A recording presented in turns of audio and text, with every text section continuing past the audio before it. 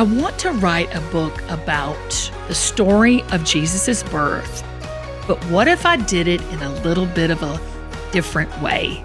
I think that it's going to bless everybody that reads it to their children. What advice would you give to someone has the children's book idea, who's maybe a mother or grandmother and hasn't had the courage to publish it or really even write it? Like, what would you say to someone who is sitting on that children's book idea? Get ready for the Kim Gravel Show. Hey, y'all, and welcome to the Kim Gravel Show. I am Kim Gravel, and I'm joined by my very amazing and handsome producer, Zach. Hey, Zach. Hi, Kim. Thank you so much for that definitely not scripted introduction and compliments. I really appreciate it. It's been a while since we've taped a new episode, so I'm so glad we're back. We're back, baby. I'm so glad we're back. Like, it's so good to see you. It's when I don't see you, Kim, for a few weeks, I get sad. Well, listen, talk to my family and friends about that. They might not say the same thing, but thank you, Zach. I'm excited about this being our first show back because this week I have some really huge news. I have a passion project I've been working on. That's kind of why I've been out, because I've written a new children's book. Kim, did you know about this? I know I mentioned it to you. You didn't tell me about. I found out about this like when you sent an email about it to everybody. I did not. You did not say this is like a thing that I did not know anything about, Kim. Yeah, I did. I never saw it coming either, because I've never thought I would be a children's book author. You know, I've written a book and it was wonderful and it was fun. It's the hardest thing I've ever done in my life. But This has been a passion project for me. It is the story of Christmas called Maribelle and the Manger. It's Maribelle and the Manger. And I love this book because it's not what you expect. It's about the Christmas story about Jesus' birth in a manger. There's no room for the inn. It's in Bethlehem. Of course, you know, I live in Bethlehem too. So I was just sitting here thinking to myself, I want to write a book about the story of Jesus' birth, but what if I did it in a little bit of a different way? And before everybody starts freaking out, okay? Yeah, I hear the pitchforks. People are sharpening their pitchforks. People are going, what? Yeah. In a different way? No, well, you don't get to mess with the story of Christmas, Kim. We don't. And I would never, but the friends around the Christmas story. So the book, do you want me to tell you what the book is about? Yeah, tell me what the book is about. That's what everyone wants to know what the book is about. I don't want to give it all away, but it's Don't spoil it, because the people have to buy it, but. I know, and you got to buy it. You got to buy it for your grandchildren and your children. It's a passed down piece. It's a timeless story told in a very unique way. It's about 5 woodland friends, okay? And it's called Maribelle and the Manger, A Journey of 5 Faithful Friends. Now, you've got to hear the names of the friends. I'm going to read a little bit of the book to you, too. Okay, yeah, read the book. You've got to hear the names of the friends. So, here, I don't know if you can see. Maybe we'll put it up when you do the post and we can put their pictures up. So there's an owl. There's an owl, and his name is Albert. O-W-L. Okay. Albert is so... take notes. Because there is a little quiz you can take to figure out which one of these characters in this story you are. So we'll put the quiz in all of our notes. Okay. I love that. Okay. Yeah. And we can send it out to everybody. So you take some notes, because I already know who you are, Zach. Before we start, who am I? Like, you know me. Which character am I? I don't want to tell you yet. I want you to try to figure it out for yourself. And then you definitely have to take the quiz. So there's a quiz after this. Oh, great. So Albert, you do. You love a quiz. So I like to be the one giving the quiz, for the record. No, I'm not going to let you read it yet. I'm like... No, go ahead. You have to take the quiz. I've interrupted you like 4 times now. All right, go ahead. I'm a really good producer. This is what they call good producing. You just like keep the host is trying to read something. Just keep interrupting. That's what they teach you at producing school. Zach, I live with 3 men. I'm used to it. Here we go. So Albert the owl, so calm and so wise, put on his cloak and blinked his round eyes. And he's got those like really studious glasses. This is my favorite. Michael J. the Fox did it.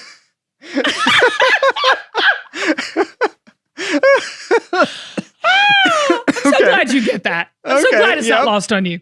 No. Michael J. the Fox, quick as a dart, buttoned his jacket and ready to start. Harriet, Hariette, the hare, with a twitch of her nose, waved both her ears and wiggled her toes. Abner, the reindeer, with his antlers aloft, polished his boots and was set to head off. But Maribelle the mouse wasn't so sure what to do. She clutched her coat tightly and her tiny bonnet too. The forest is so dark. I'm sure we'll trip and fall. How will we see a thing? We won't see much at all. And so this is a story of 5 friends who all are getting dressed and making a journey to the biggest birthday party ever. Whose birthday is it, Kim? It's Jesus, baby Jesus. And it goes on telling the story how Harriet is just, she's the rabbit, how Michael J. the Fox, how Abner and the owl all, and even Maribelle, but she doesn't quite figure it out yet. They all have these gifts and talents. And all of those gifts and talents they use to get to the manger. Now, just out of curiosity, what do you think some of the gifts and talents are based on these characters? I'm curious to see what you think. Oh gosh, you're putting me on the spot. Okay, so well, I mean, I think the owl is probably like the nerdy smart one, right? The wise. We could say wise. Yes. And so Michael J. the Fox. So what do you think the owl is providing everybody as they're making their journey? Oh, Kim, this really is a quiz. Okay. What is the owl providing everybody? You realize that you're asking a Jew this, right? Like this is not.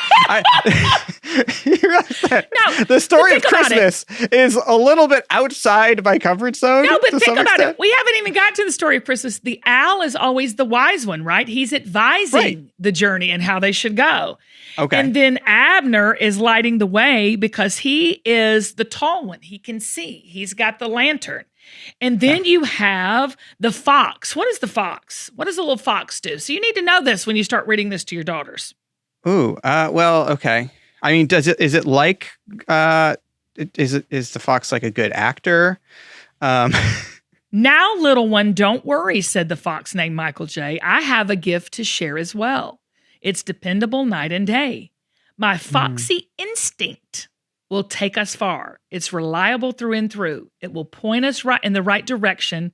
So let's get going, my woodland crew. So do you see every single character has a gift?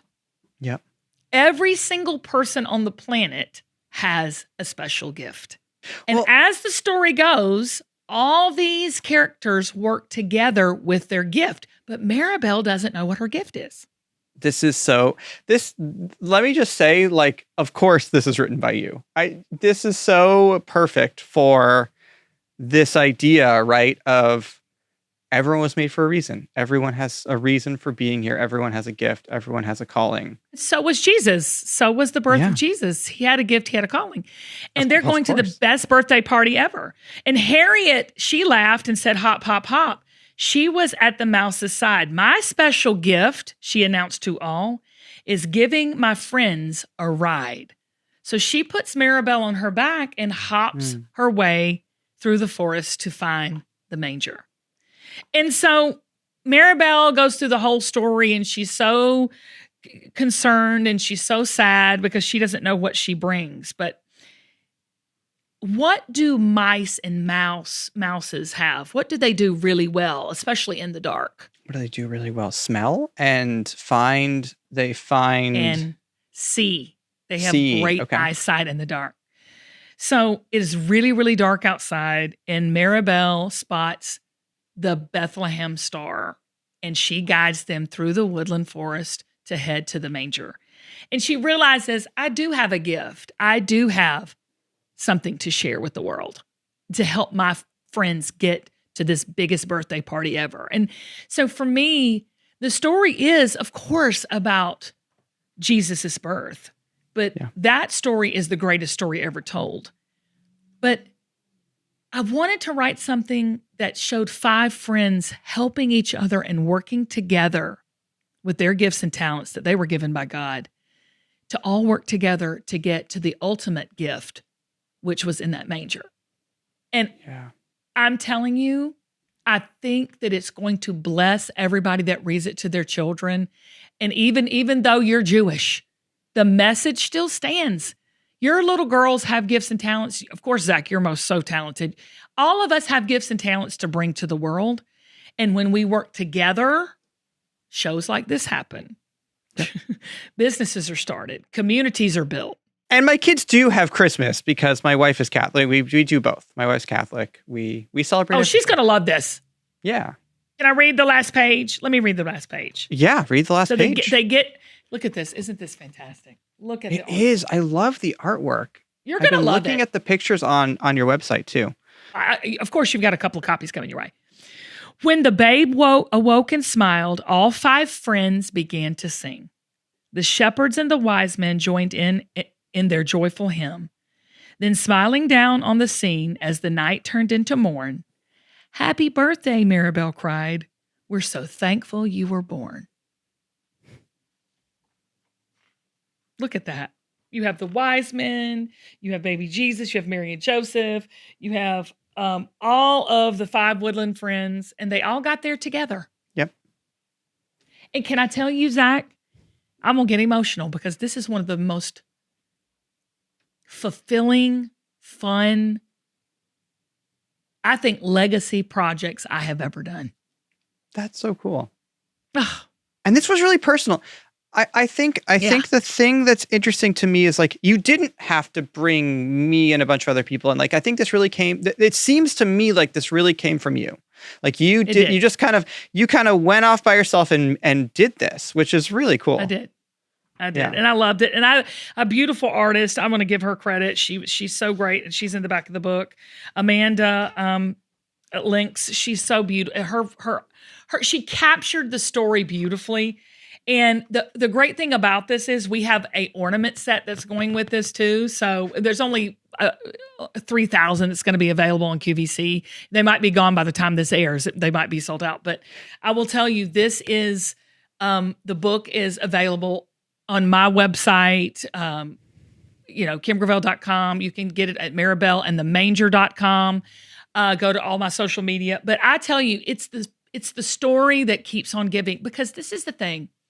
Jesus is the reason for the season, but what's our reason for being? I think that's a big question we all have, even from when we're really, really little. You know, why are we here and what are we here for? And so this story really, really explains how everybody has a gift and shows it in a way that is authentic and beautiful. Even the little woodland animals have their gift that they bring. So it's the wise man brings gifts, and so do these little woodland creatures. They all have gifts to give. That's so cool. And so do all of you listening have gifts to give. Zach, isn't it the truth? Yeah. You know what? I wonder why we forget that. I wonder what age that happens. Like, I bet if you talk to your girls, they were like, "Oh yeah, I'm good at this. I'm pretty. they have no problem." We just did a poster about my kindergartner, and she had to make a poster all about herself, and just no hesitation. She just things I like about me, and she's like saying stuff, and I was like, man, this is the kind of thing that if you asked me this, I would pause, I would think about it, I would hesitate. But when you're 5, you're just like, yeah, I'm friendly and I'm kind and I'm nice and I've get all the things. Well, I didn't set out to write a book that would be, I did it because of the love of my heart and it was a passion project for me. But I just remember all the stories that I used to read my kids. The Good Night book. Have you ever read The Good Night? Yeah. Like all the little books we used to read. Let's talk about your favorite kids books, actually, because I would love to know. And I think everyone's always looking for recommendations for kids books for grandchildren or their children or whoever, right? Gifts. Yeah, definitely Maribelle and the Manger, especially this time of year. Of course. And I'm already working on it. I'm already working on another one for spring with these 5 friends.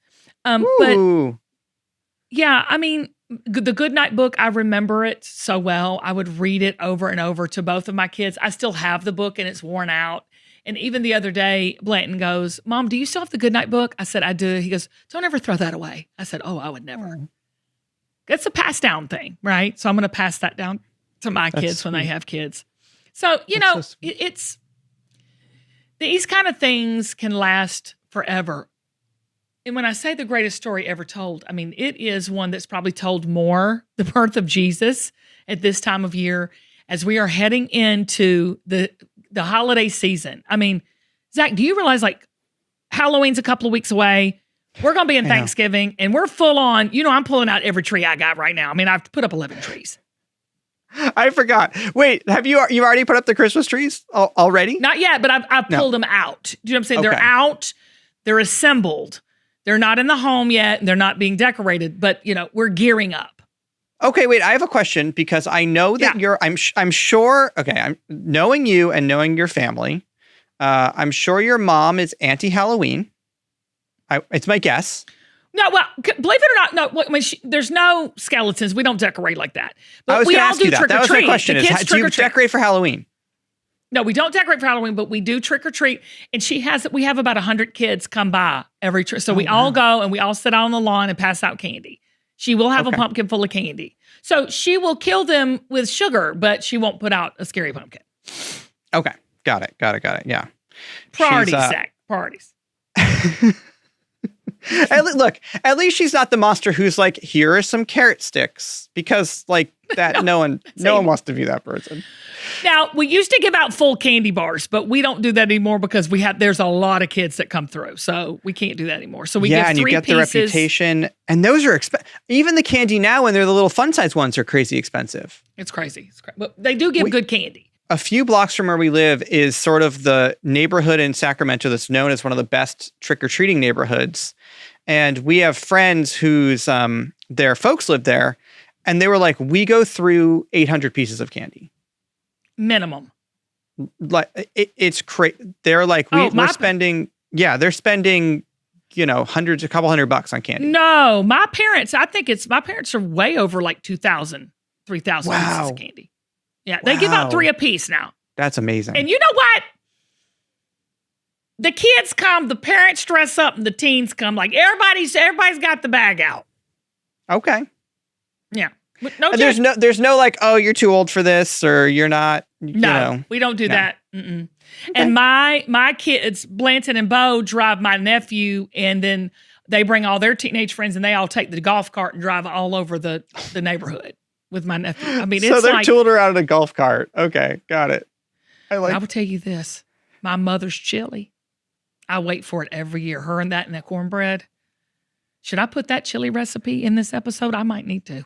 You said chili? So I thought you said jelly, like a brain jelly mold. Like it's, no. Just the best chili with Fritos. Oh. The saltiness of Fritos is perfect for a chili. Yeah.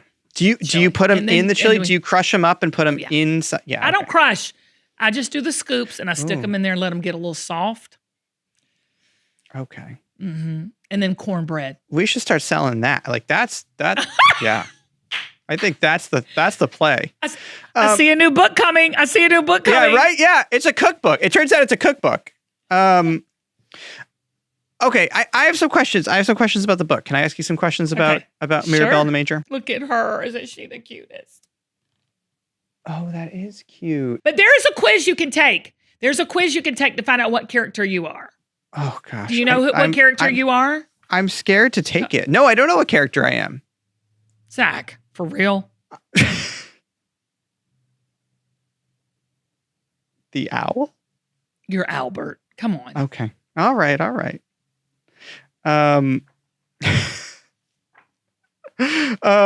Well, now I forgot my question for you, Kim. Oh, no. Okay, sorry. Here's what I want to know. So your writing process. So how did you, what made you actually decide to do this? Because I know how hard's maybe the wrong word. I know how challenging your first book. So Collecting Confidence, which is, you can say hard. I was going to say real book. Obviously this is also a real book, just not your memoir. was.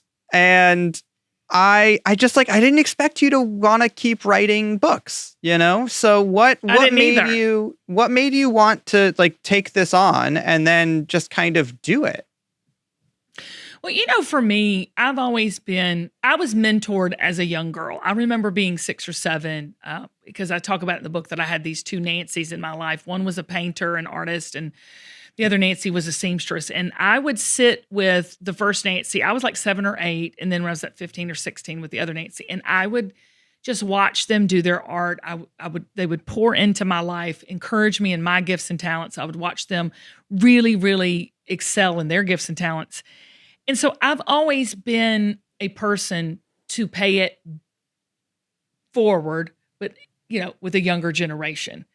And so I truly believe that, not to quote Whitney Houston, may she rest in peace, I truly believe the children are our future. And the earlier we can get them to understand that they have gifts and callings, they are created for purpose, the better off the world is going to be. I mean, we live in a world that compares, and I got to do this, and so is doing that. And as adults, I think we understand the concept that we all have gifts and talents, but we don't operate from that point of reference. And so I wanted to really tell the Christmas story, of course, because my heart and my faith, but do it in a way that we all the friends are working together with their gifts and talents to go meet him. And see, to me, that is faith.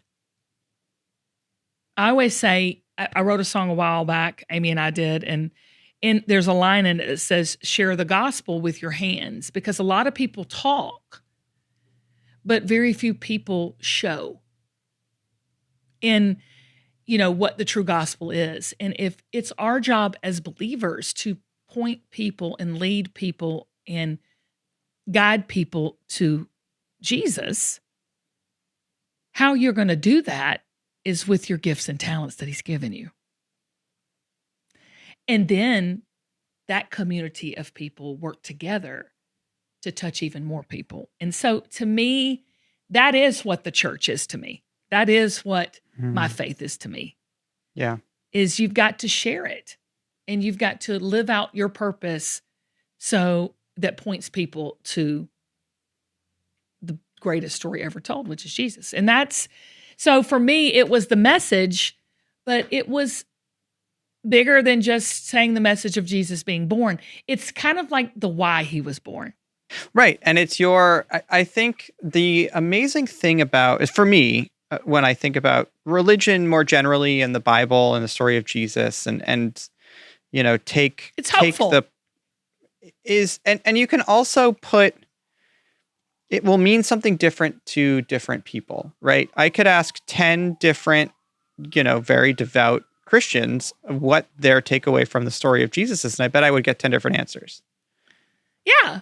To some extent. I mean, not vastly different, but... Well, no, I hear what you're saying, but the story has been told so many times, so many different ways, right. So many... This was an interesting take because I truly believe true friends help each other find the true meaning of life. And we've talked about the power of friendship on this show before and how having a friend with you makes your life better and it makes you better at doing what you're doing. Dude, and everything is, you can't do, it's better together. I'm not kidding you. Yep. It really is. Now make sure you get the right kind of people, but if you are living out your life's purpose, the right people will come along. I just want everybody to read it and be encouraged. And, it's a passion project for me. I think you're going to enjoy it. I know your kiddos will. The grandkids will. Zach, your kids are going to love it. The characters are precious. Just go to maribelleandthemanger.com and check it out. And let me know what you think. Oh, and we got to put the quiz in there, Zach. We're going to put the quiz. So the quiz will be in the show notes of this episode. So if you're on a platform that has notes with it, check them out. Guess who I was? Oh, gosh. You're definitely not Maribelle. Nope. I feel like, were you... Just go for it. Were you the fox? Are you the fox? Michael J. I was Michael J. Okay. I was just Michael J. the Fox. Michael J. Is that don't sue us. Can we just have a pause moment for that? Michael J. Fox. I hope he gets this message about this. Isn't that fantastic? They're Here, like, Michael what's J. the Fox. fox's name? I said, Michael J. I mean, because you also could have gone Jamie. You could have gone Jamie the fox. Could have gone Jamie. Could have gone. Are there any other? There's got to be some other famous foxes out there. Okay, I have a okay. So wait, Okay. So speaking of friends, I wrote this question when I was thinking about this and prepping this episode. Who was the first person you told about this? Like who and like what? How did they react? Was it Amy? Was it Travis? Oh, it was Amy. Okay, It was Amy, and she's What like, did Amy say? okay. She was just honestly, she was like, you're gonna do one more thing.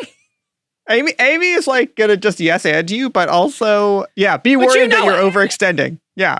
Right, but Amy is Maribelle. No hands down, she is Maribelle. She took the quiz. She's Maribelle. I can't wait for all of y'all to take the quiz. Oh, that's so funny. Okay, wait. So, what age is this for? That was my other question. What's the right age? Anywhere from 2 to 3 on up. It's timeless. Like this is truly a passion project, and I'm pretty sure you self-published, right? And I think that's did. like in this day and age, like I think that's so smart, frankly. And I think that Well, I had to self-publish because we couldn't get it out in time. you wanted to get out. It was just.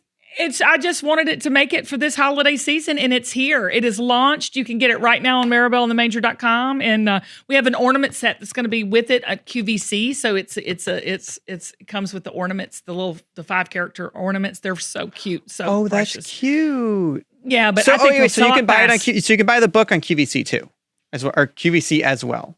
Yeah. Yeah, with the ornament set for sure. Oh, cool. Yeah, Okay, that's awesome. and you can. that's really cool. And then you can. Yeah. So you got to check it out. Check it out, Maribelle and the Manger. So there's no telling where Michael J., Abner, Harriet, Albert, and Maribelle is going to end up. They have a lot of adventures together as friends. Okay, I have one last question for you. Because I was thinking about this too, is I think children's books are one of those things. I think every parent at some point, has this thought like, I want to write a children's book. I think I could write a children's book. I think it sounds like fun. What advice would you give to someone has the children's book idea, who's maybe a mother or grandmother and hasn't had the courage to publish it or really even write it? Like, what would you say to someone who is sitting on that children's book idea? Just start writing. Just do it.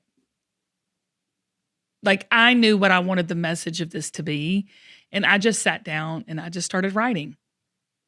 And honestly, it poured out of me. It was the easiest thing I've ever done and the most fulfilling thing I've ever done. So, if